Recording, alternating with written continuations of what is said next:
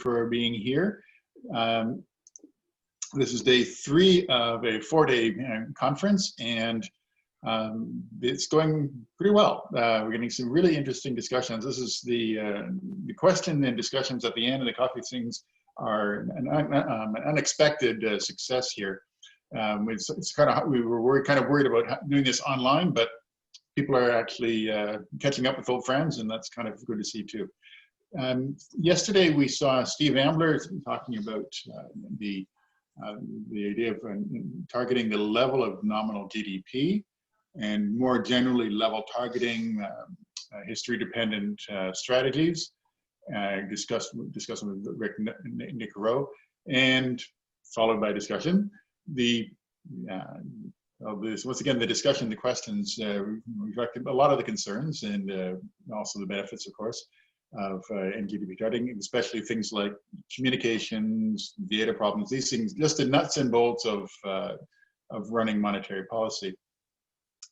In the second session, Doug Laxton talked about the dual mandate, and again, all these thorny issues of data, transparency, communications, the things that perhaps easy to model away, but do show up when it comes to actually conducting monetary policy. Today, we have Sylvain Leduc, who of the San Francisco Federal Reserve Bank, who was formerly a deputy governor at the Bank of Canada. We'll be talking about introducing financial stability into the mixed policy mix, and he'll be his presentation will be discussed by Jean-François Rouillard of Université de Sherbrooke. The presentations will be, as before, 25 to 30 minutes for the presentation, with a 5-minute warning at the 25-minute mark, and the discussion 15-20 minutes with a 5-minute warning at the 15-minute mark. Once again, questions, the way of communication here is in the chat on the right-hand side. At the bottom, there's a little talk balloon with chat. Click on that and the panel will open, and you can leave messages there for individual participants, or for everybody. That's the place to signal to me that you would like to ask a question. One last thing, that's basically it as far as the technical details go. So we're going to move on to this. We've been running a poll at the beginning, at the end of each day. We're seeing some interesting daily and intra-daily movement in the responses to these polls. So the poll's going to go up in a second. We're asking you to pick 3 of the 6 options, just to vote. You have 3 votes, and you can distribute amongst the 6 options that we're discussing here this week.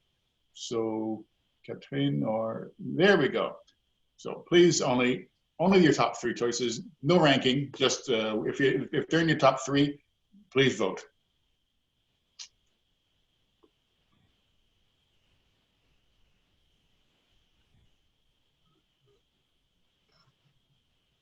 Dual mandate is once again very popular.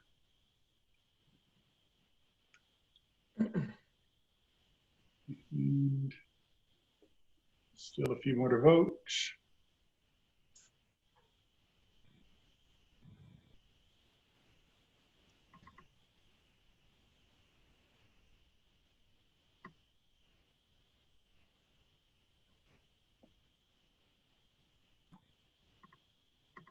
Some people are it looks like they're either unwilling or unable to vote. So I think we're going to call it now. And once again, dual mandate and barely edging out the status quo. The status quo is getting a lot of support in these votes as well.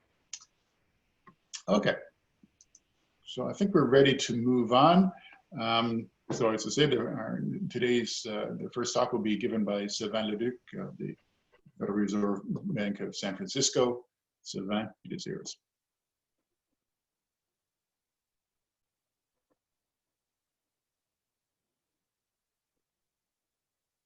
Okay.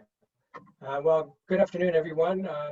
Chris, Stephen, it's really a pleasure to be with you. Thanks for the opportunity to present my views on the interaction between financial stability objectives and monetary policy. boy, I'd really wish we were all in Montreal, my hometown right now, but I'm sitting here in the San Francisco East Bay. And, 2 weeks ago, I can guarantee you that the air quality was not as clear and as crisp as you see in my virtual background. And given the numerous wildfires that we're getting now every summer and fall, maybe Chris and Stephen, maybe we should be having the next installment of this conference should be on climate change and financial stability. But for now, I've been tasked to talk about the role of financial stability in monetary policy.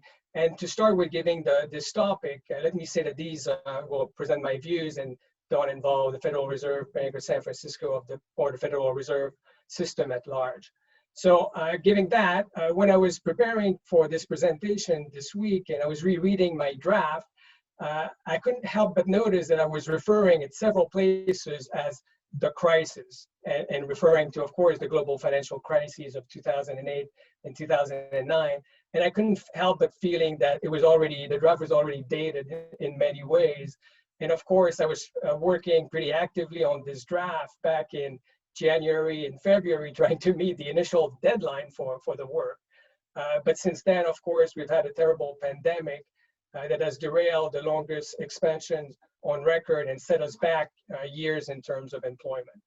And along the way, we faced severe financial stress back in March and April. As you know, uncertainty went through the roof, short-term funding markets seized up, and the Federal Reserve had to step in very actively, putting back in place several of the lending facilities that we had used back in 2008 and 2009, back in the crises. But we created also new ones, given the extent of the stress that we were facing, intervening in the market for municipal bonds, for instance, and also creating new lending facilities for small and medium-sized businesses.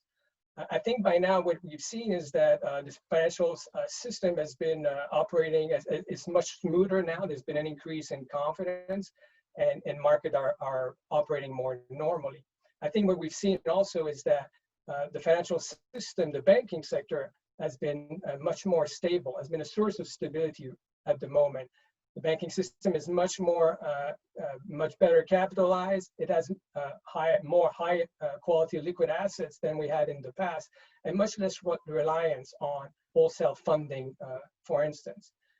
That said, I'm sure the banking system is benefiting quite largely from the big fiscal relief packages that were put in place earlier this year, supporting households and businesses, helping them stay afloat, and that indirectly benefited the banking system clearly. So I think we've learned a lot from this experience so far. We've learned that the financial regulation that has been put in place over the past 10 years has been effective. I think the financial system has been more resilient compared to what we saw 10 years ago, less counterparty risk for one, more reliance on central clearing, for instance. That said, I think the assessment is still that the financial system has been a source of amplification this time around as well. And I think going forward, we might need to revisit vulnerabilities such as the short-term funding risk. So we've learned a fair amount from the current downturns. I think we've learned also a fair amount over the past 10 years, given all the work that's been done theoretically or empirically on the interaction between financial stability and monetary policy. If you go back 10 years ago, this was really a watershed event. The global financial crisis was really a watershed event in terms of our understanding of monetary policy. And I think it created a lot of doubts in most people's mind about the conventional wisdom at the time, and the idea that monetary policy could simply focus on traditional objectives such as inflation, price stability, or maximum employment if you're in the US and you have a dual mandate. And that you would think about implication of financial markets, financial market movements to the extent that it impacted your dual objective, your traditional objectives.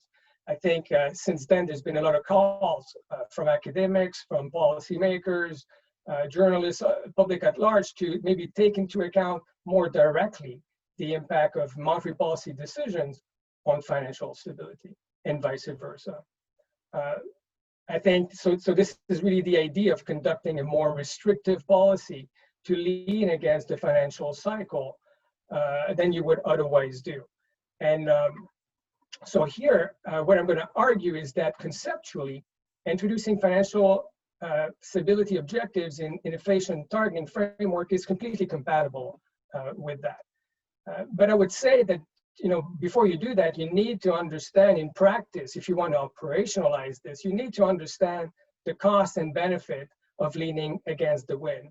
And I'd say that from my reading of the literature, from my understanding of this nexus, I think the costs and benefit are way too uncertain at the moment to really be a useful policy guides for policymakers, on a meeting by meeting basis. And I'd say that just uncertainty argument would basically suggest that monetary policy focus on those conventional criteria, conventional objectives of price stability and output gap stabilization. And in fact, the costs, I would say, of miscalibration are very high. And so I think it should give pause to policymakers who want to lean against the wind. So given that, I think you have to look at, we're still concerned about financial vulnerabilities, of course, and we still take financial stability very seriously. And so we have to look at other policy instruments to help us mitigate the developments of financial vulnerabilities. And I think that over the past 10 years, there's just been growing use of macroprudential tools along with microprudential ones over in different countries. And I think so that gives us more data point to tease out the effectiveness of those policies. And I think that the end result is really that those policies have been effective at mitigating financial vulnerabilities and improving financial stability overall, particularly when those policies are targeted to sector-specific vulnerabilities. So that's the first thing. I think ultimately, we'll have to think about macroprudential policy much more often in the future, given the decline of the natural rate that has been noted in previous presentation, and the idea that we'll bump into the effective lower bound much more often in the future. We have the effective lower bound right now. We're likely to be there for several years, given the depth of the downturn. And this is important because it really raises important issues about the governance of macroprudential tools. And I think that's a really critical issue, one that's often overlooked. And I think I'll discuss that, and I think we need to spend more time to really design governance structures that are going to be effective for the usage of those tools in the future. Okay, so if you think about modeling the nexus between financial stability and monetary policy, you really have to think about several things. You have to think about what kind of financial market imperfection you want to focus on.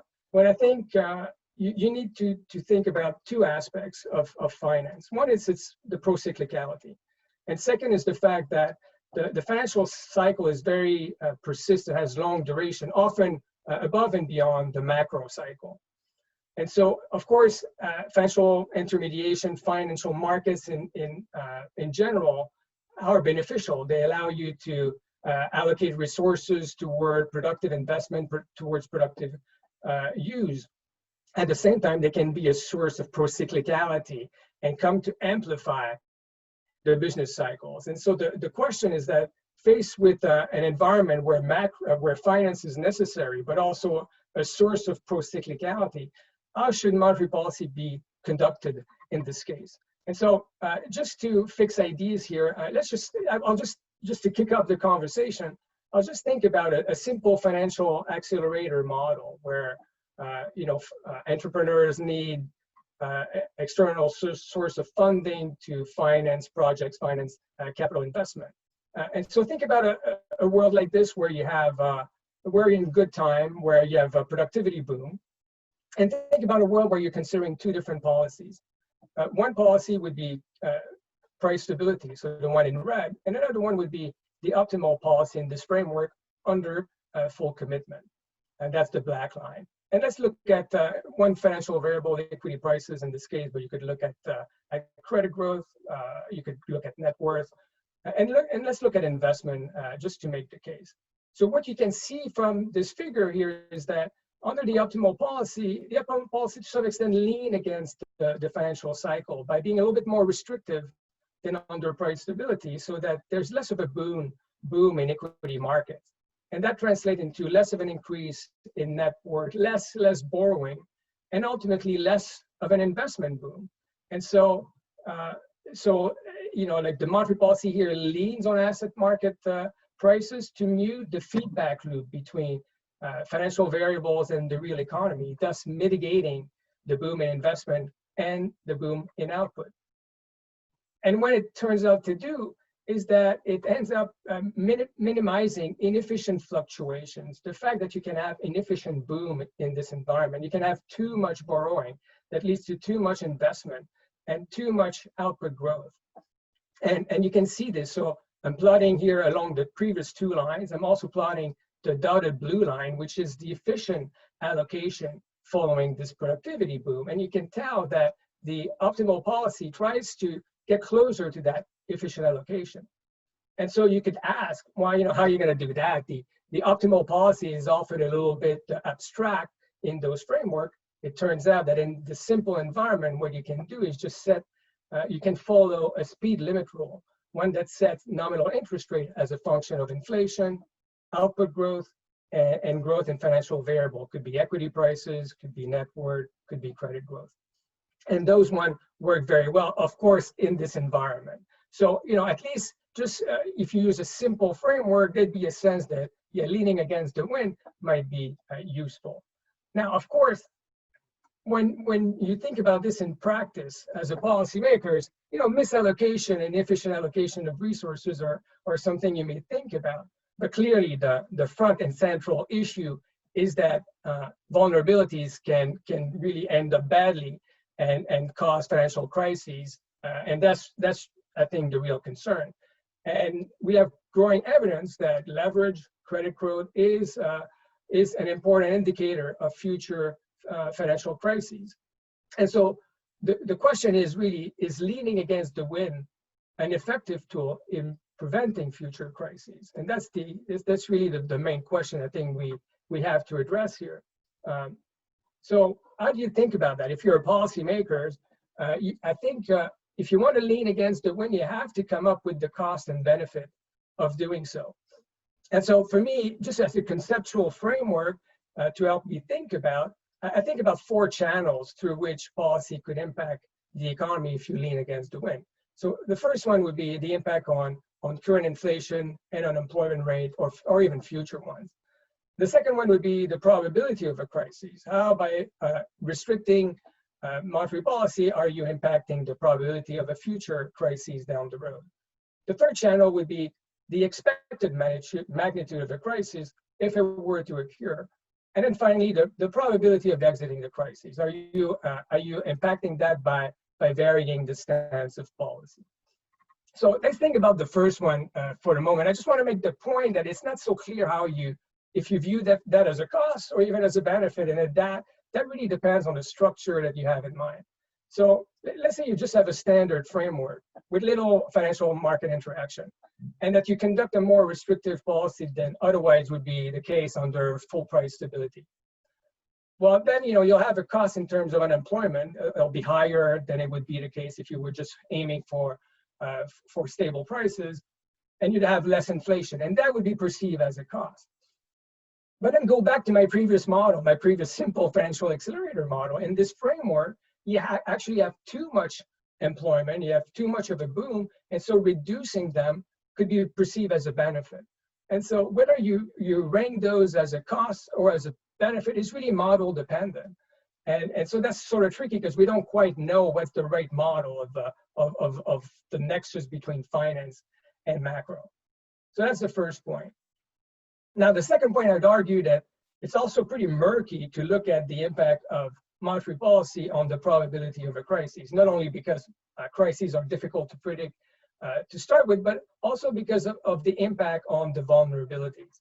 And so let's think about that here. We know from the work of Alan Taylor and Maurice Schularic that higher real credit growth increases the probability of a crisis.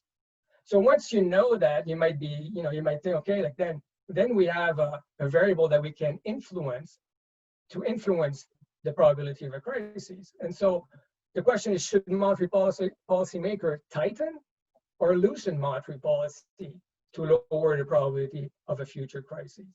And so that's just not clear, because policy is not only going to impact the numerator of real credit growth, but also the denominator through inflation, through output growth.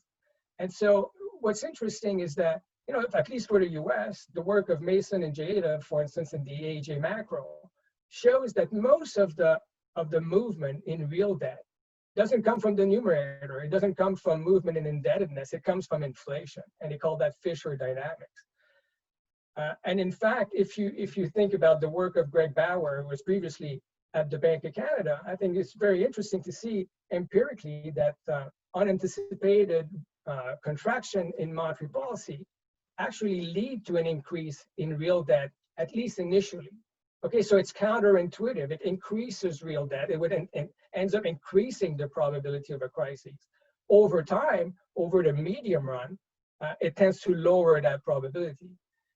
But there's clearly, at the very least, a timing issue. And so depending on what you think the probability of a crisis is and what the horizon of a crisis, policy would be very different. And the idea of leaning against the wind could actually end up being counterproductive. At the same time, how much you lean is very difficult to know. So the work of my colleague in San Francisco, Oscar Jorda, they've looked at this for the housing market boom in 2000. How much policy should have been more restrictive to contain the boom? Turns out quite a bit. You know, interest rate would have had to be about 8 percentage points higher to contain the housing boom in the 2000s, with extreme implications for the unemployment rate. And so at the very least, so this is maybe a simple calculation that they've done, but I think at the very least it gives you pause as a policymaker if you want to lean against the wind. So this is the first two channels.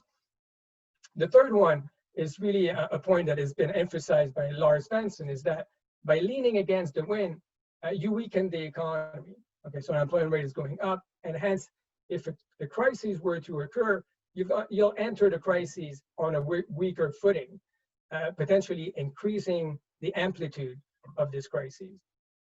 Now, the flip side of that is that it can have an impact on the duration of the crisis. And I'll refer again to the work of my colleague here.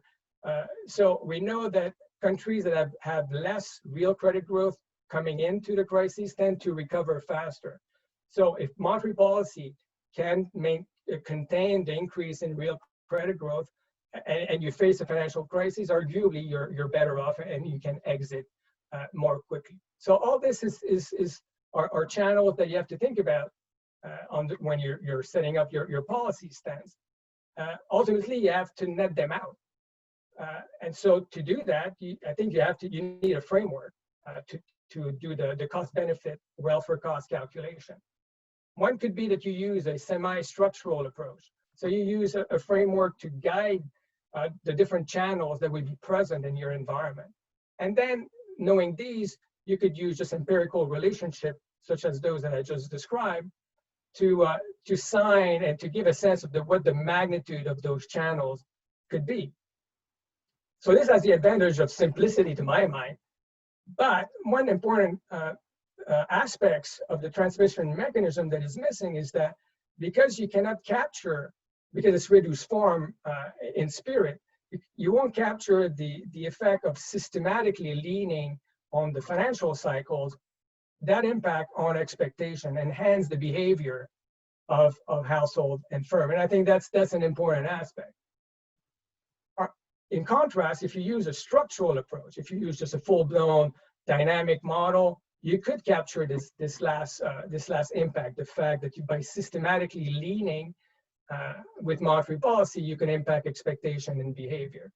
At the same time, dynamic structural models of financial crises are quite involved. I mean, you have to make important trade-offs in terms of modeling choices. And in fact, if you look at the literature, even by now, after 10 years of work, I'd say that the financial interactions are fairly limited.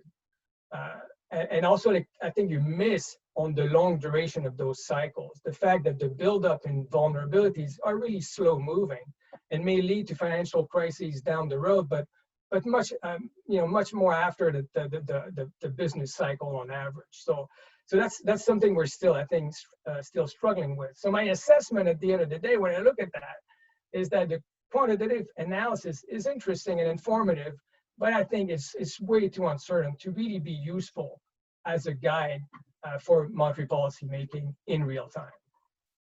So that said, we need a tool to address the financial vulnerabilities and the potential risks they pose for financial stability. And then you're led to turn toward prudential policies, and I think that these have proven effective along the way. Over the past 10 years, there's way more evidence about the effectiveness of those. Several more countries have addressed their own vulnerabilities with macroprudential tools, in addition to macroprudential ones. And so we have way more data, cross-sectional data, to tease out their effectiveness. And I think the evidence on average shows that they've been effective, particularly when they're targeted policies that are aiming at reducing sector-specific vulnerabilities. And here you could think about the housing sector. They've often been used for that. You could think about caps on loan-to-value ratios, caps on debt-to-service income ratios. And I think these have been fairly effective. Now, these I wouldn't claim that these are panacea in their own right. There's still question marks remaining in terms of their calibration, for instance. So this is coming often from the international evidence using panel data. How you translate those results to the current situation you're facing in a country at a particular point in time is not so trivial. And so calibrating, you'll need a bit of judgment, clearly. And also there's the possibility of leakage. And I think that's really important. When I came back to Canada in 2016 in this role on the Governing Council, one thing that the provincial government in BC was doing is introducing tax on foreign buyers to try to stem the boom, the housing boom in Vancouver, among others. And what you saw is that it had an impact at first, but what you saw for sure in real time is that the demand went to Toronto. And Toronto experienced a huge boom in the end of 2016 and 2017 for different reasons, but clearly, I think the idea that the money was moving around in the Canadian market, I think you could sort of see it in real time. And the same thing happened with the stress tests. The USFI stress test now on mortgage underwriting, you see a greater use. The demand for funding from unsupervised, unregulated lenders has gone up a little bit. And so you see this amount of leakage. You have to think about that when you calibrate your policy tools. But, so you could be maybe miscalibrating. That's really a risk.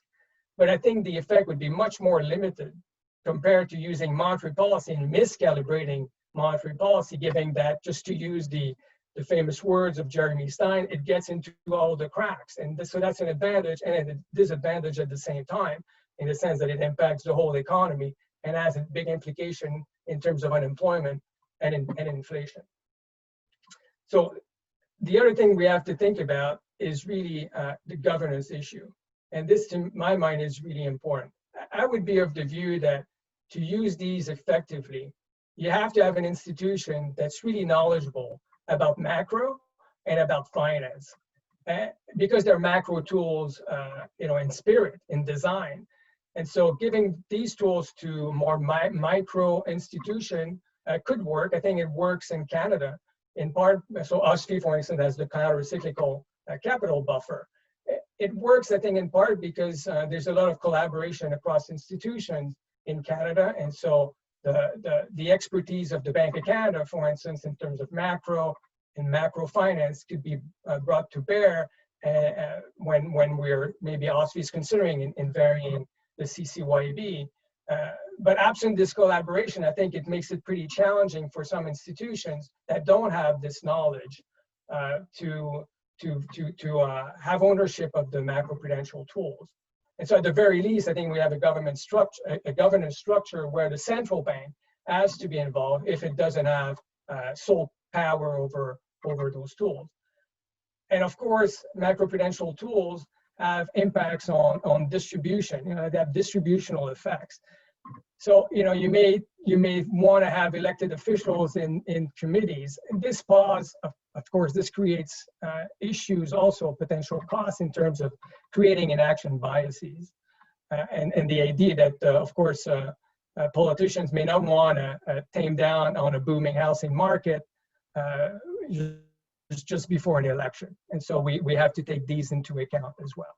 So let me just conclude here. Let me just briefly conclude. So I think that conceptually, you could be thinking about introducing financial stability objectives in an IT framework. I think operationally, it's too challenging at this point to do that. It's too uncertain. We don't quite know the cost.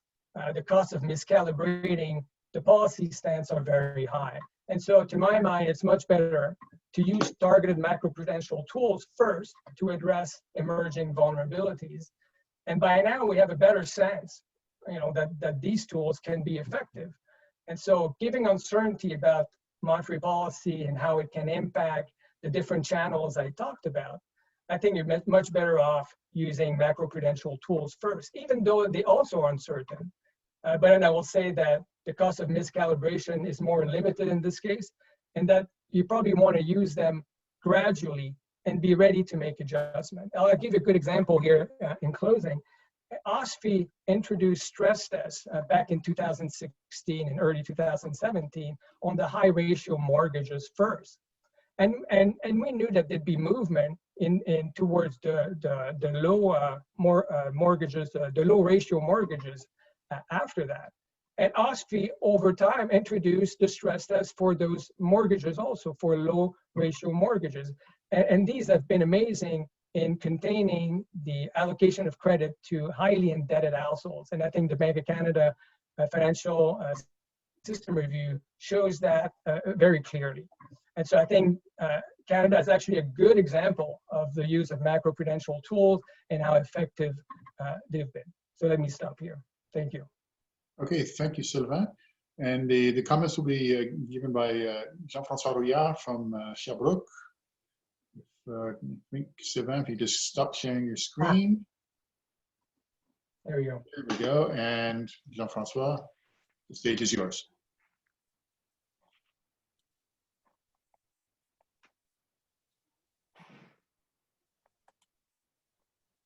You can all see my screen?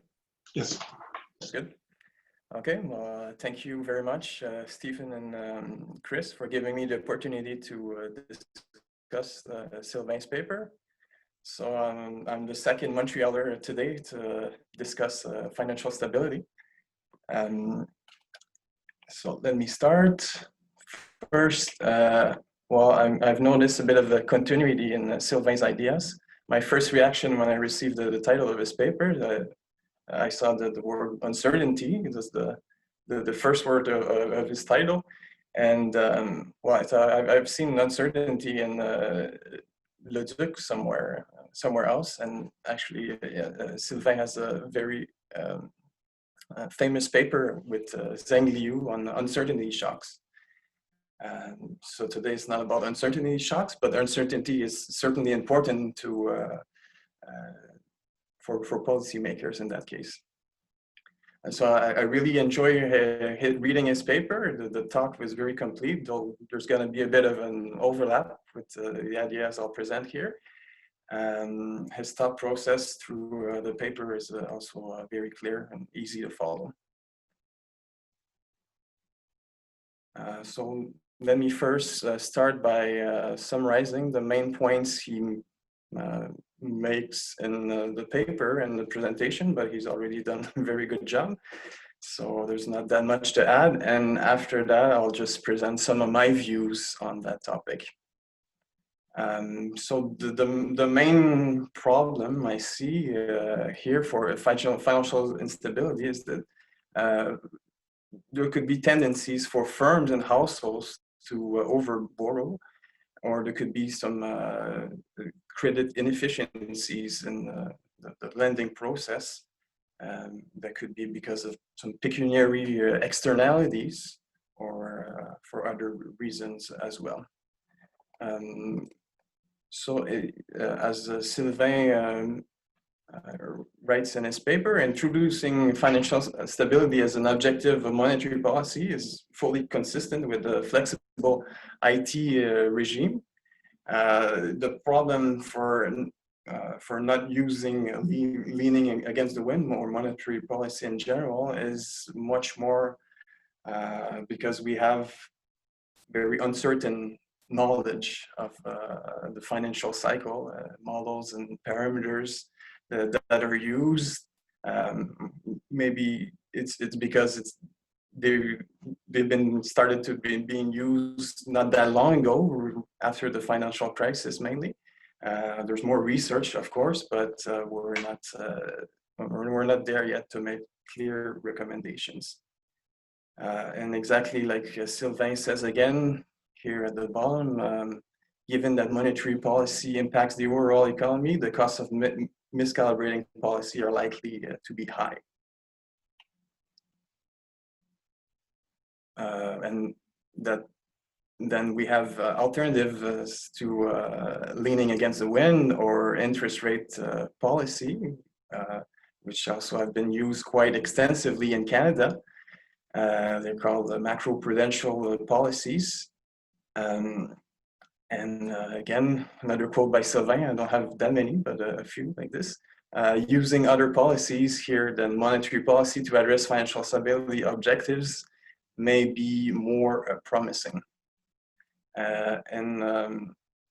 Sylvain didn't refer to that in his presentation, but simply related to Tinbergen rule or principle, which states that you should have as much objectives as instruments. So if monetary policy is already focusing on price stability and output stability, adding financial stability on top, three targets with one instrument, it might not be very effective. So that's why macro-prudential policies can help policymakers to reach more than one, all three objectives here being inflation, output stabilization, and financial stability. So instruments, Sylvain has discussed some of them. Here's a list of what can be done. There's probably more than that also that have been experienced. And it seems from the literature that their use countries have the positive experience with using them, emerging markets or advanced economies.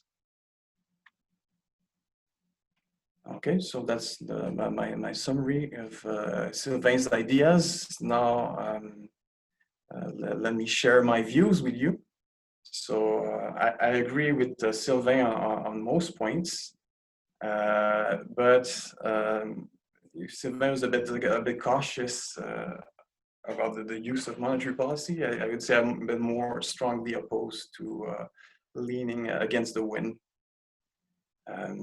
And it's simply related to what I've mentioned before, a Tinbergen rule. And here I cite Enrique Mendoza on using monetary policy with a Taylor rule, augmented with financial stability considerations. He finds, but that's not a consensus in the literature, that it's inferior to using separate monetary and financial policy rules. Yeah, I'll focus a bit more on the Canadian experience. Sylvain has discussed the Vancouver and Toronto housing markets. I'll have them as well. So I'll look first at the business credit in Canada. After that, there's a housing, and here it's very important, it's plural, housing markets, because we have more than one housing market in Canada. And finally, some open economy issues that are important for a small open economy as Canada. And finally, in conclusion, well, I'll give some avenues for further research in that area so that we can clear up the skies and have more targeted policy recommendations. Okay, so first I'm showing you business credit over GDP in Canada for the past 60 years. As you can see, it's trending up. It's a bit a similar exercise as one paper that Sylvain mentioned, Jordan, Schularic, and Taylor, and they call it the hockey stick. What's more Canadian than hockey in this case? I don't see much of a hockey stick in there. You know, I'm a hockey player. I don't see much of that. You have to use a bit your imagination. So the factors that could explain this increase, of course, it's not a complete list here. There's lower real interest rates. I think in the past 3 days, we've seen people talking about that. Lower R star here. It explains that firms might be willing to acquire more debt. And there certainly also has been since 1969 some benefits of banking and financial innovations, which to me is important. There's some good credit has been going on, and it's important for welfare. And in the next few years and decades, we'll see even more innovations in terms of fintech, for example. But business credit, I would say, is not the most important worry in Canada. The way it's increasing here, it was increasing a bit more rapidly in the past 5 years. What's been the main worry is the household credit. So you can see for Canada, that's the yellow dashed line here I present. It's been growing much more rapidly. You can't really see the years, but they're the same. It's the sample starts in 1961 also. No, 1969 and goes up to 2019. So yeah, the rapid increase here, it must be in the 2000s, early 2000s.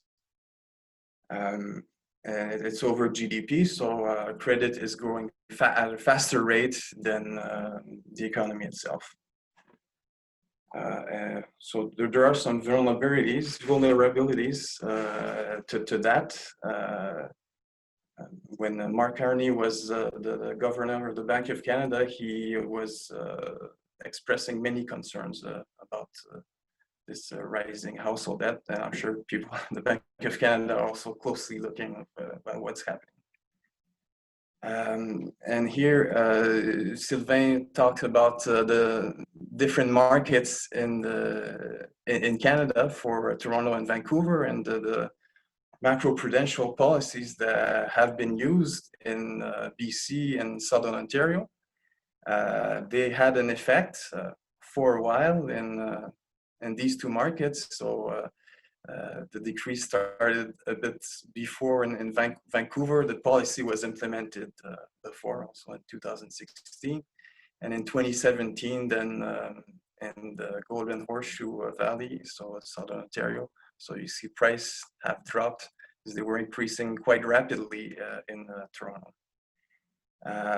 But these are really the two markets where it was that we saw a very rapid increase in house prices. If you look at the two other largest cities in Canada, Calgary and Montreal, for Calgary, well, the first is an oil price boom here. It increased a lot, but after that, it's been pretty flat for almost 15 years, and now it's even going down a bit.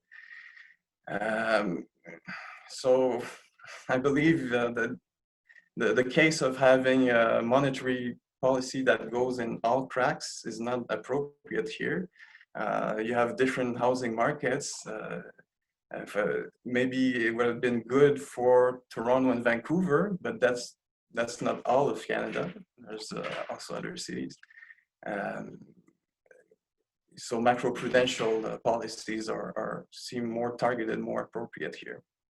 And Montreal has been increasing a bit at a faster pace in the past 2 years, but it's not as worrying as Vancouver and Toronto. So pros of macroprudential policy. To me, the thing that's the most important over interest rate policy. Yeah, I've been using interest rate and monetary policy interchangeably, but there could be a difference because now central banks have more tools than the interest rate.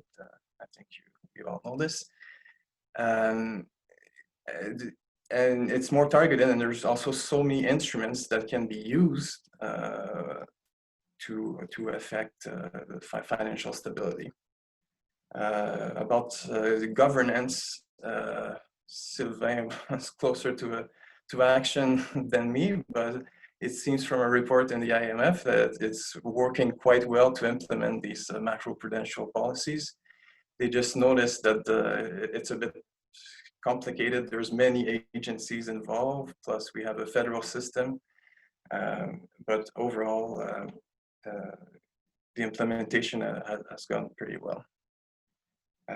Something else to add on this macroprudential policy, from my reading of Mendoza 2016, what he shows is that there are many non-linearities for the optimal policy. So just using a mechanical linear rule, such as the Taylor rule for macroprudential policy, I don't think it would be adequate.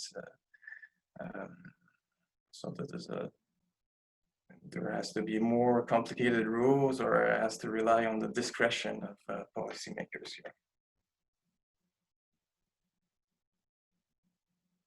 Okay, so back to interest rate policy arguments against using it. So first, if you look at tightening of monetary policy, also Sylvain mentioned a paper by Mason and Jayadev. They show the impact is much more on inflation. There's some theoretical work also done by Alpanda and Zuberi, Jelaine, Lansing, and Nedvig. That's more with using DSG models. They show that if mortgages are set for long horizons, then actually the real debt to GDP goes up after monetary tightening, and that's only because the denominator is falling more rapidly in inflation and output. Now, if we look at the evidence for OECD countries, that's a report by the IMF in 2015. They find that it goes down, that's with panel VAR models, but not very significantly. So there's doesn't seem to be much effects. And also for Spain and the US, in the short run, the delinquency rates actually go up if you tighten monetary policy. So again, it might not be a very good tool. 4 or 5 minutes. Yes, okay. Yeah, I'll speed up. Maybe I don't have time with the. I'll skip this slide, and go to the next one. I want to talk about the open economy situation as well. Also just to briefly mention, there's two papers by Swedish economists that were published in the Canadian Journal of Economics. I think maybe that's a warning for Canadian policymakers. And both of them are a bit against leaning against the wind. Lars Svensson in this paper shows that the Swedish experience, the policy rate actually jumped from 0.25 to 2% in just under 1 year. They didn't go into a recession, but that was after the Great Recession, and unemployment stagnated in that country. Same for Lassen and Pescatori. They find that costs are much too large to reduce the probability of financial crisis using monetary policy, and that's based on the Canadian data here. So there are some benefits, but costs in terms of output and inflation variability are larger than the ones that reducing financial crisis. Open economy dimension. Sylvain talks a bit about it in the paper. I'm gonna skip this slide and look at the volatility of Canadian US exchange rate data, because that's quite important for Canada. So if you look over time, the way I constructed that figure, I just took 10-year windows. So the year that's showing is actually the month that is showing here is actually the last month of that window. And I took just the standard deviation of the exchange rate growth rate of the Canadian US dollar exchange rate. And you can see over time, as this volatility really increased, there are lots of big depreciation and appreciation that occurred in the 2000s. That's one reason. In my opinion, that's also due to the fact that oil prices were also driving a lot of the volatility of the exchange rate. And now you can see it's been dropping since the Canadian dollar has been less of an oil currency, we can say that. So here I have more questions than answers. What's the appropriate tool if we want to curb the volatility of exchange rates? If we think that exchange rate volatility can harm trade. Another thing also I didn't mention, in 1998, that was in September 1998, that was the last intervention of the Bank Canada on foreign exchange rate markets. They found it not effective enough to influence the exchange rates, but maybe the amounts were not big enough on the financial markets to influence the exchange rate. But now that there's a COVID-19 quantitative easing program of 5 billion a week, should we resume these interventions? Is that the good policy? I was thinking about it. Should the government subsidize trade credit when there's a strong and rapid appreciations? There might be some other tools than using monetary policy. Okay, so just one more minute here to wrap up. This is my last slide.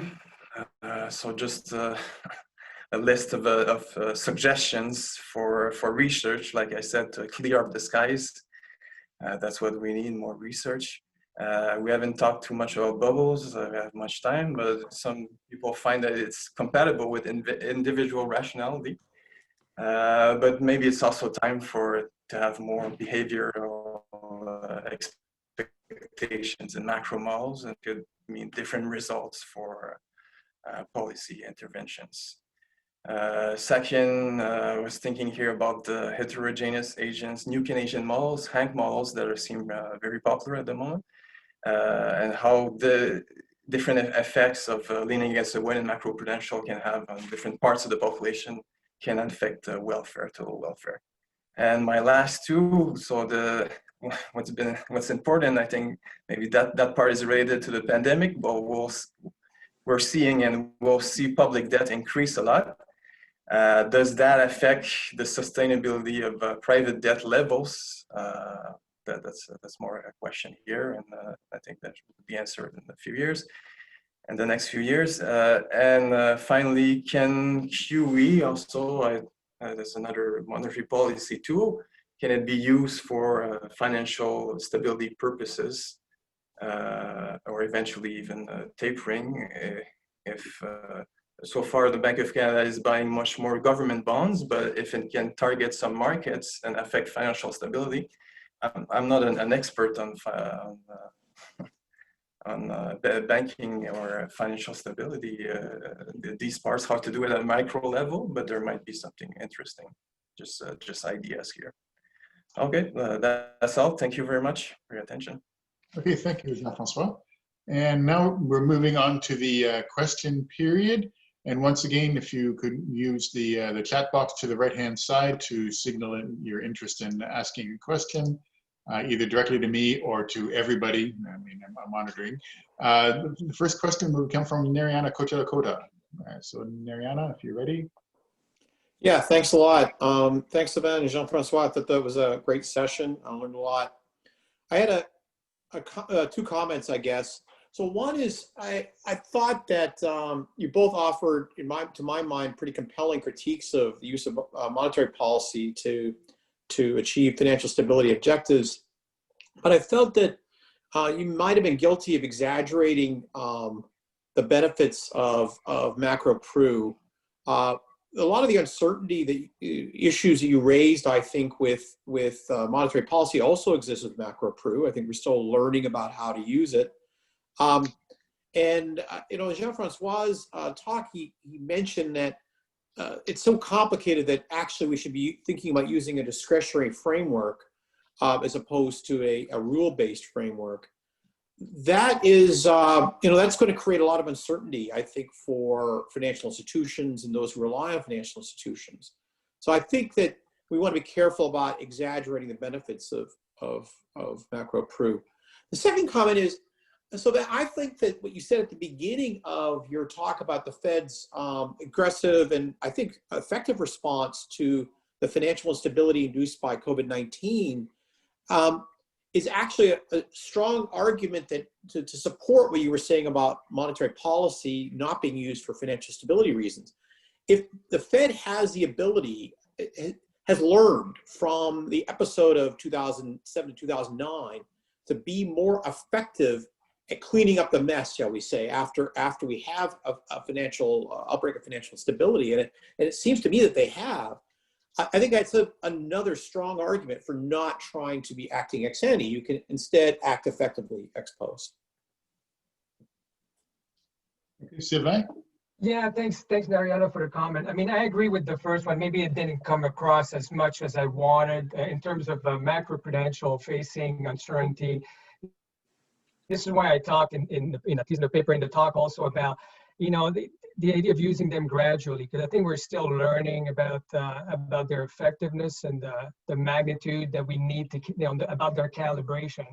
But my sense is that, we have uncertainty for those tools. We have certainly uncertainty for using monetary policy as the main tool.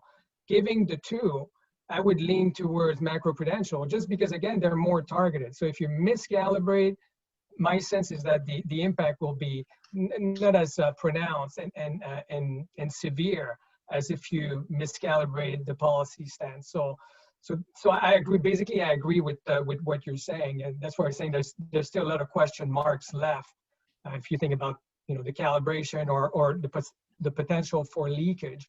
Maybe I'm a bit more optimistic because I've seen them being used. I would say.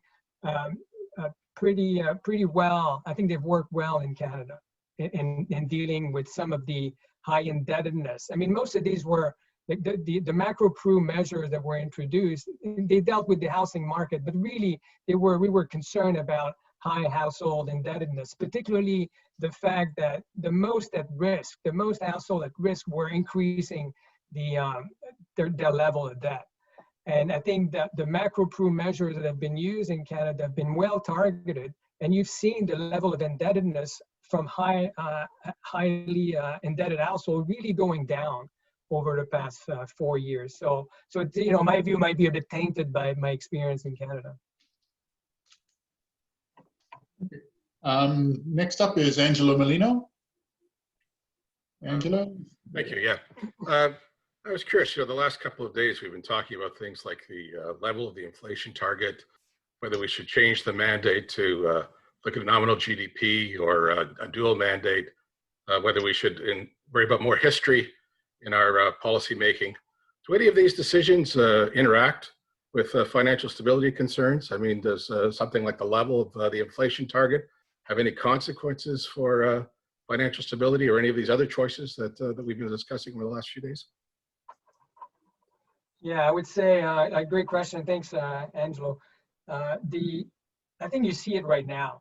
The fact that we're at the effective lower bound, the change in framework that has been adopted by the FOMC in terms of average inflation targeting, and the idea that inflation shortfalls would be met by, you know, moderately above target inflation. The FOMC would tolerate these. And this idea of lower for longer, basically. I think these have financial stability impact in the sense that they could lead to, you know, a reach for yield and increase in leverage. And I think you see these concerns right now. You know, when President Kaplan at the Dallas Fed dissented, and part of the dissent was to preserve flexibility in the policy process, but also he noted the idea that it could lead to an undue increase in leverage. So I think you'll see those debates more and more as the need for lower for longer policies, you know, just to achieve the inflation target and achieve maximum employment. I mean, those debates will occur much more frequently. Okay, thanks. Next question is from Doug Laxton. Hi, I have, I think, a fairly substantive comment about using macro-proof versus conventional monetary policy. And that is, when we think about fighting a financial cycle, those are very much real forces that we're fighting. So we need to think of instruments that have medium-term and even long-term implications.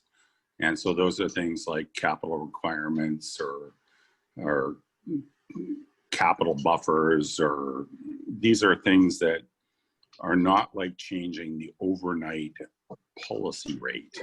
Okay, so this is absolutely essential, and this seems to be missed by a lot of policymakers and a lot of people giving advice out there, because it's like they're trying to take an instrument that has an incredibly short-run effect and fight something that is very much longer term. Now, there's no question that if you are in a massive bubble, you're right at the point where the bubble has gotten so bad that you could probably prick it with raising interest rates, but you're never going to do that anyway, because who's going to want to prick a bubble once the problem has gotten that severe and so on. So there's just massive problem on a conceptual level. Now, the problem that I have, and it's sort of a question to Sylvain, is this adequately represented in the kinds of models that we actually represent financial cycles and business cycles in? My answer, I've done a lot of modeling in this recently, and the answer is clearly no. You can't just take a monetary business cycle model and attach some simple rigidities onto it and so on. There's no pain in those models. Financial crises have real pain, so that if you allow a bubble to build up, like for example, during the global financial crisis, really, really bad things can happen, okay? And so my question to him, first of all, I love the presentation. I love the comments from the discussants, but it just seems that this can be explained on a much more intuitive level, that the kinds of models that we're using just are not equipped to deal with the kinds of problems that we're dealing with when we talk about, you know, the building up of financial bubbles and doing conventional monetary policy analysis. Doug, I completely agree. And that's why I emphasize two things, at least in the talk. The first one was procyclicality, and the second one was the long duration of the financial cycle. And for exactly the reason you're mentioning. We know the cycle is way longer, and the buildup of vulnerability takes a lot of time. And it's longer than the macro cycle on average. And so how do you deal with that as a policymaker? What I'm really concerned about is that people forget about the length of the cycle and how long it takes to impact the vulnerability. So, you know, you may say, okay, so I want to be a bit more restrictive today because I want to impact those vulnerabilities. And then I'll take, 5 years. So what happened after a year? Are you going to say, oh boy, I need to do some more, and I need to do some more. And I think this is where, if you forget, like the work you've done already and the lags, you may end up, doing it too much, basically. And so I think I completely agree with you. And so to my mind, the use of counter-cyclical capital buffers or other even micro-prudential tools would be more effective in dealing with that. But just the persistence of those variables, I think it's really hard for monetary policy, particularly since they're more persistent than inflation and employment. So. Okay, thanks. Just to add something maybe on yeah, there are some models that feature disasters. And much time to talk about it. Gouviot et al., for example, and there are financial crises that are very costly. But even taking into account the large cost of a financial crisis, it seems costly to use monetary policy, because you could create an early recession when you don't want to, and that could be hard also to communicate to public. We're creating a recession for you to avoid a bigger recession. That seems a bit hard. That's another point. Okay, Doug, just let me add, sorry, Stephen. Tobias Adrian and Nelly Lang have a new paper that tries to tackle that questions. But I mean, again, it's a simple framework, but it tries to tackle the idea that the financial cycle is at a different frequency than the macro one. Anybody else? Okay, we're getting low on questions. David Andolfato has a question, so please step up, David. So can we unmute David Andolfato, please? And yeah, good morning. Let's see. Oh, there we are. Okay, am I there? Yeah, excellent talk and discussion. Thank you very much. This is partly in response also to Angelo Molino's question about how thinking about this issue might interact with the choices before us. And one thing that came to my mind was whether or not the Bank of Canada should adopt an employment mandate. Because what I think about when I think about these issues is kind of just politically how difficult it would be, as a practical matter, for the governor of the Bank of Canada to come before Canadians, or Jay Powell before Americans, and say, hey, listen, one of the real great benefits of a hot economy is how, wage growth really appears to accelerate at the lower income levels. And there's all these great benefits that accrue to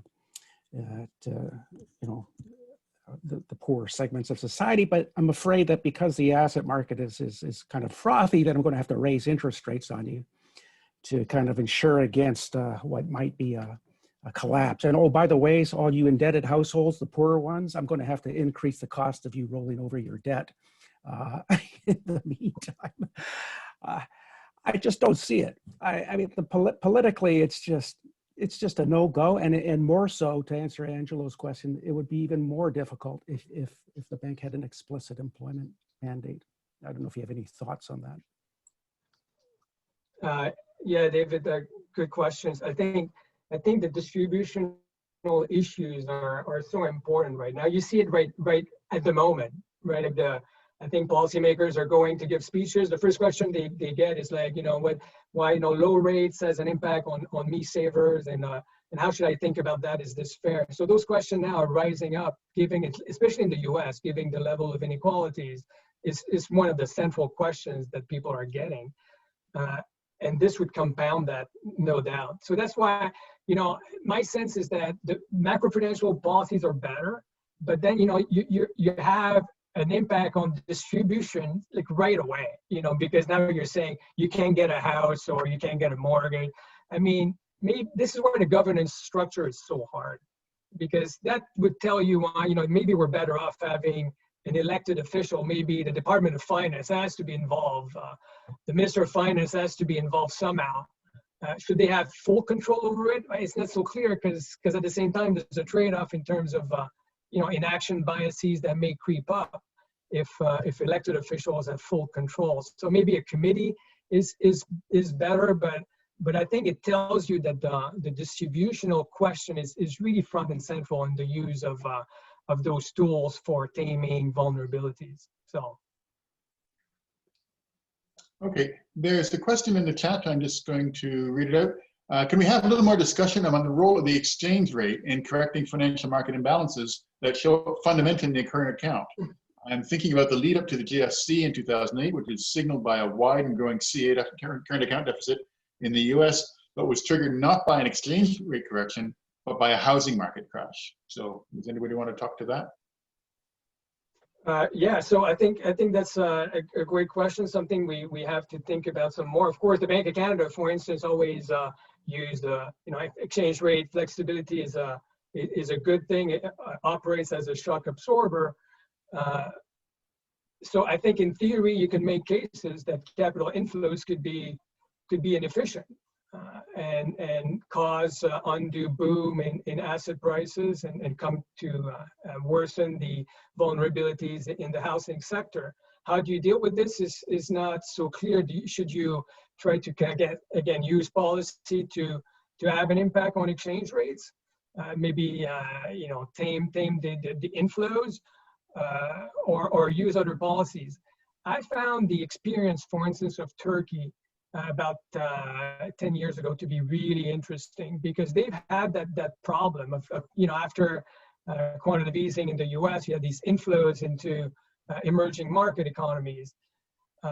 And so what Turkey did that was interesting is that they use different reserve requirements on those deposits. So the financial sector were receiving capital inflows, but it was more costly to lend them. So the reserve requirement went from increased 5 percentage points, I think, within a few years. So I think that experience is, again, it points to often having more tools is better, and you can be creative about them. Emerging market economies have used reserve requirement often, not only in Turkey but different countries, as a way to tame those financial vulnerabilities. And so I think having more instruments is always better. The capital inflows, you might be tempted to use policy again, but maybe there are other tools to look at the impacts. Okay. Jean-François, you had some talk about the exchange rate on your slides. I don't think you had it. You sort of skipped over quickly for the time. Did you want anything to add or elaborate on the role of exchange rates in the CA deficit? Yeah, it was more related to Canada than the question that's asked here. Okay. Yeah, I wanted to show basically that there could be potential negative effects of having large movements in the exchange rate for trade exporters, for example. But there might be better, like I said, better policy tools than just using monetary policy, also like Sylvain just said. I don't have a clear answer what's the best tool to use. So it's a bit of an open question. The questioner also just notes that, of course, in this conference, we did not actually put targeting the exchange rate as one of the options. And well, yes, we did not. I don't think that's not really been raised as a serious option. I don't think, at least in the last little while. Getting less of a problem also in recent years. Okay. Jeremy Kronik, do you want to ask? You just posted something. It'd be faster for you to say it than for me to read it. Do you want to? Jeremy Kronik, I'm sorry. Sure. Thanks, Stephen, and thanks, Sylvain and Jean-François. Great presentations. Just a quick question. Sylvain, you mentioned the difficulty in calibrating macroprudential regulation, and I wonder whether this goes back to the difficulty in measuring asset price bubbles, which differs from our ability to easily measure inflation above or below target. As an example, house prices have been on the rise post-financial crisis, but from a debt servicing perspective, ratios have largely been flat in Canada until right before COVID. So, do you interpret that as an asset price bubble, or is that rational decision making on the part of borrowers that maybe makes them more vulnerable because they have more debt, but from a debt servicing perspective, which is really how people judge their ability to make those payments on a monthly basis, those decisions seem rational. So I'm just curious on maybe on the question of actually being able to measure asset price bubbles. Yeah, so I think like one of the difficulty from this calibration is that often you don't have like that much crises, or you don't have like, you know, several of these events over time. So it's hard, you know, like just looking at one country and thinking about it. Let's say take Canada. You know, the use of macroprudential use of tools, you know, in the housing market, maybe over the past 20 years, you have a few change in policy, but not enough to really tease out, I think, the effects on the vulnerability. So then what you have to do, you have to go through the international evidence. Once you do that, you know, like those questions arise, you know, how much over borrowing that was inefficient that you have over those that you would tolerate as being quote unquote good. All those questions creep up. But that's the best you can do to try to get enough data to tease out these effects. But then you have to translate them back into your own experience, your own country experience as you're making decision in real time. And I think that's where the difficulty comes. You know, like how do you translate those sort of results that are fair for, you know, that takes into account all those different experiences to your own. And I think that's why you basically have at this point to go gradually. You know, you have to put a toe in water and then readjust as need be. And I'd say again that you know, OSFI, Canadian government has done some of that. You know, they've readjusted and kept an eye on how the different markets were evolving in response to those instruments. Okay. Chris Reagan, I think you were on the list too. Sort of you near the end, but if you're ready. Okay, thank you. Can you hear me? Yes. Thank you very much, Sylvain and Jean-François. Great presentation. I find myself in an uncomfortable mental situation thinking about asset prices and financial stability and monetary policy. So let me explain. I think you've both actually given a great assessment of why monetary policy is a pretty blunt instrument. Macroprudential tools are more easily targeted. David Andalfado's comment pointed out that, you know, it's probably better to have whatever political blowback comes from macroprudential policies aimed at a finance minister rather than the governor of the bank. So to me, there's a pretty solid argument for not kind of formally including financial stability and metrics of it into your framework. And the other extreme, though, seems also right, which is I can't imagine, having lived through 2008, 9, 10, well, and the 10 years previous, and saying a central bank should simply ignore this issue, right? Like that can't be the right answer. So I guess we've got sort of convex preferences, or at least I do on this, right? You don't like the two extremes. You're led to say, well, the middle ground must be the better place. Mm-hmm. But then I'm not quite sure what the middle ground is. So if I'm going to not completely ignore it, but I'm not going to completely adopt it as some formal metrics, then I'm using my discretion. Well, okay, so here I am, I'm running a central bank. Inflation targeting is about constrained discretion. We often say that. So I guess I am, you know, if I were running a central bank, I might call you guys up and say, help me constrain my discretion. Like, how do I do that? Is there some variables I should look at more than others? Are there, you know, are there some rules of thumb? I hesitate to raise that issue, but are there some rules of thumb that might be useful? Like, how do we do this as a practical matter? That's my question. Yeah, so thanks, Chris. No, I've thought about this a little bit.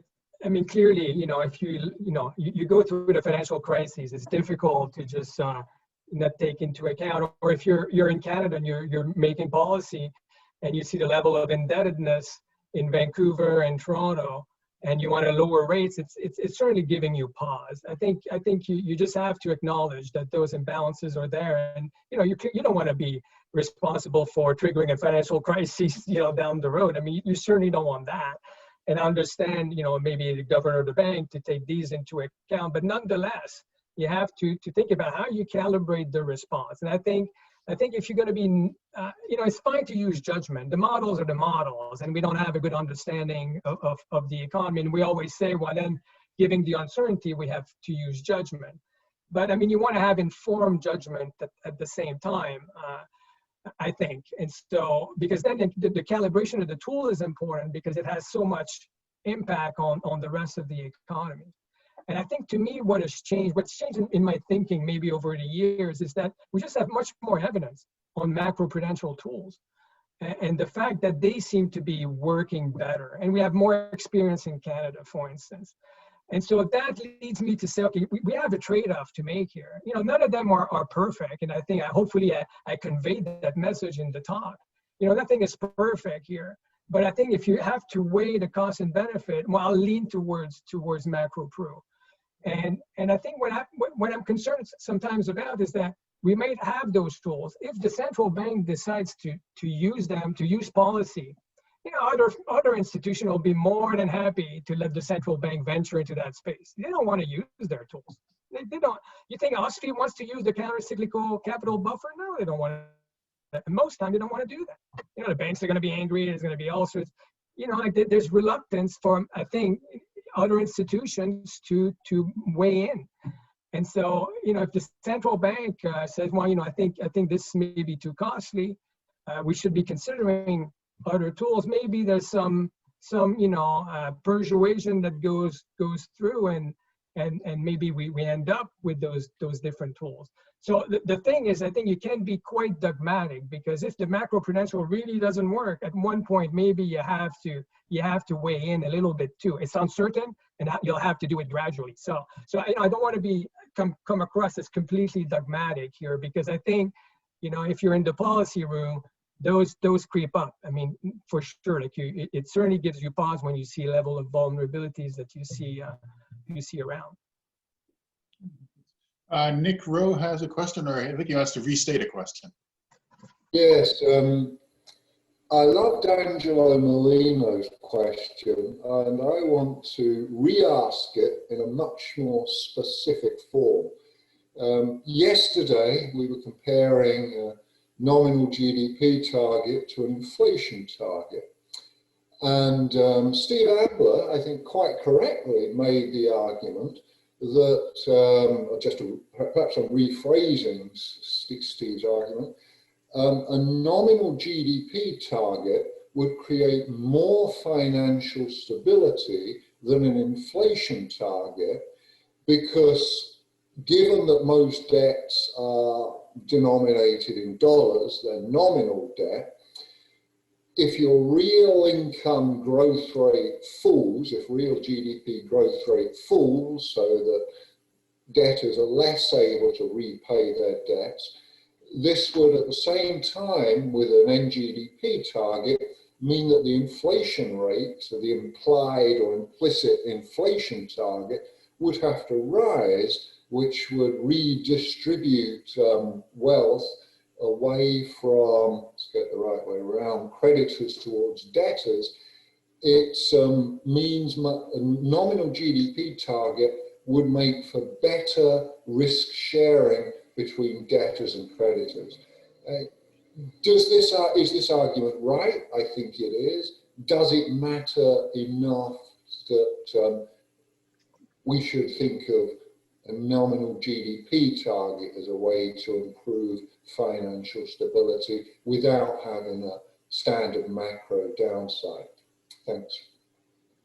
Yeah, so this is an interesting point. I'm not an expert necessarily on this, but when I think about nominal income targeting, I was more drawn to the communication issues. If you're really like going to use this in policy, I mean, my experience with this is that the messaging you're doing with you know, the greater public, financial markets as well, has to be pretty simple. My sense is nominal income targeting is sort of a no-go to start with. I'm in favor of using you know, make-up strategies, but I think average inflation targeting is a much better way to go, because it preserves, you know, you get the overshooting, but it preserves the ease of communication because it's so close to inflation targeting. I think people could understand that. Nominal income targeting, I think, would be pretty complex, and I'm not sure people will understand. I mean, you know, there's a reason why the event coincidence holds in the models at the bank. And that's because it's pretty easy to explain. You know, you can go and say, well, the output gap is closed and so on. Inflation is on target. You know, if you start thinking about trade-offs and, you know, the model as like, as different features that make the event coincidence not hold, it makes it much harder to communicate. And you know, the messaging has to be crystal clear. People want, you know, we think people want to know about uncertainty, but they don't really. They want to see policymakers really in control and knowing how the economy operates. That's my thinking, and hence you're drawn to like simplicity. So you know, I'm not sure if average inflation targeting can really give you all the benefit in terms of that Steve was pointing out yesterday. But I'd be drawn towards them more than nominal income targeting, just because of the communication. Okay, thanks. Doug Laxton had a point he wanted to make. Was it a question or an answer? Doug?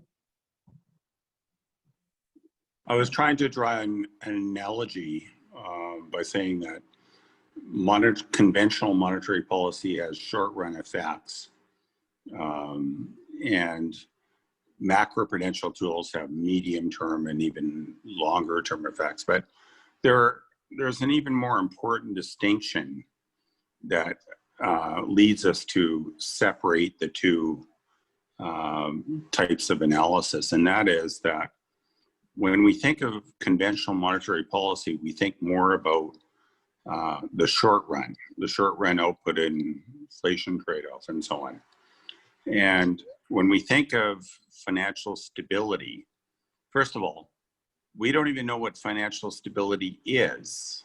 We know what financial instability is, but after we've seen it, okay? But we don't actually know what financial stability is. It's like a probability that something might go really, really bad, okay? So the kinds of tools that we use to assess financial instability are totally unlike the tools that we use for looking at the short-run distribution of things like output and inflation, and how we manage the short-run output inflation trade-off, right? So this is critical in terms of the design of how we create institutions to guard against financial instability, and how we design institutions to deal with conventional monetary policy analysis. So, and when I look at the people that are arguing and putting these two things together, it boggles my mind that they don't understand this difference, as well as the first difference that I basically highlighted. You can't put these two things together. They're completely different types of problems. Now, they do have some connections in the sense that interest rates affect the demand for credit, and they will affect the quantity of credit in the economy. And that has to be monitored and analyzed in conventional monetary policy analysis. But when you start talking about things like the risk of financial instability, you need a completely different framework. And I think a completely different set of people that are concerned and responsible for those kinds of issues. Now, in some central banks, it's put in the central bank mainly in small countries because you have to put both in the central bank because you just don't have the resources and so on, right? There are also arguments for putting them inside the central bank because there's information that needs to be shared across the two decision-making bodies. But you do need two groups that are responsible for these things, that are independent, where their responsibilities are well-defined and so on. So that was sort of my response to some of these comments that I've been hearing. Thanks. And oh, sorry, did somebody want to say something? Sylvain, do you want to respond to that? No, I mean, I think I agree with this. And I think like what it led me to think, for instance, is that given the length of the financial cycle and the slow buildup of vulnerability, you would have to be ready as the central bank to maybe miss, conduct policy so that you miss your inflation target for a very, very long time. Okay, and so that becomes hard to do after a while. If you always say, like, I'm worried about financial stability, worried about stability, but the boogeyman never comes. So maybe like it's fine ex ante, but I'm just saying in the communication sense, it becomes really difficult. And then you could see the result in lower inflation expectation, and that has a problem of its own. And Doug wants to re-intervene. Okay. The one last question or comment is from John Murray, and then we'll wrap it up. John, if you're there. Hi, sort of two quick comments relating to things that were just discussed. And one concerns Nick Rowe's question and Sylvain's answer to it in response to the nominal income targeting idea. As Sylvain explained in his presentation, there's actually Steve Ambler explained in his presentation yesterday, there's actually a rather long history associated with nominal income targeting. And I can remember in particular in the late 80s when it came to the fore and the monetary aggregates had disappointed us and we were looking for alternatives. And I remember a senior colleague saying at the time, it's one thing to tell people you are going to control prices for them. It's another thing to tell them you're going to control their income. That communication challenge is very large. So just a quick observation on communication to Sylvain's answer on nominal income targeting. The other point sort of links to, very quickly, Chris Reagan's question about discretion and being sort of caught in the middle. At what point do you feel obliged to come in? People often conflate two questions, confuse the issue of whether central banks should have a role in financial stability as opposed to monetary policy. Should that be an integral part of it? Should that be embedded as an element in the reaction function?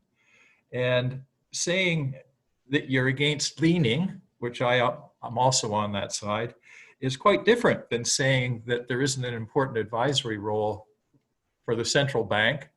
And you can think of that, the Bank of Canada's context, in the form of the financial system review and the warnings and analysis that go with it.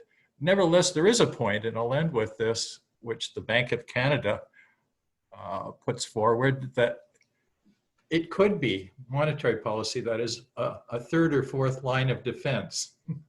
That if all else fails, at some point you may have to come in. At what point you do that is very open. So there's no easy answer to Chris's question, but just to stress, it's a third or fourth line of defense. After the person borrowing the money has behaved irresponsibly, the person lending the money has been irresponsible, the macroprudential authority has been irresponsible and missed it, the prudential authorities, such as they are, with the instruments to act, have failed, and maybe it's a fifth line I'm talking about, then the central bank might come in with no clear rule with which to guide, just things look so bad and all these other people have absolved themselves or walked away from the responsibility they should have had. So I'll end there. Okay, thanks. I guess, well, we're already quite a few minutes over time. So I'm going to end it here. Yes, thank you all for an extremely interesting, yet again, presentation. And once again, the questions and discussion at the end are worth the price of admission just on their own. So we're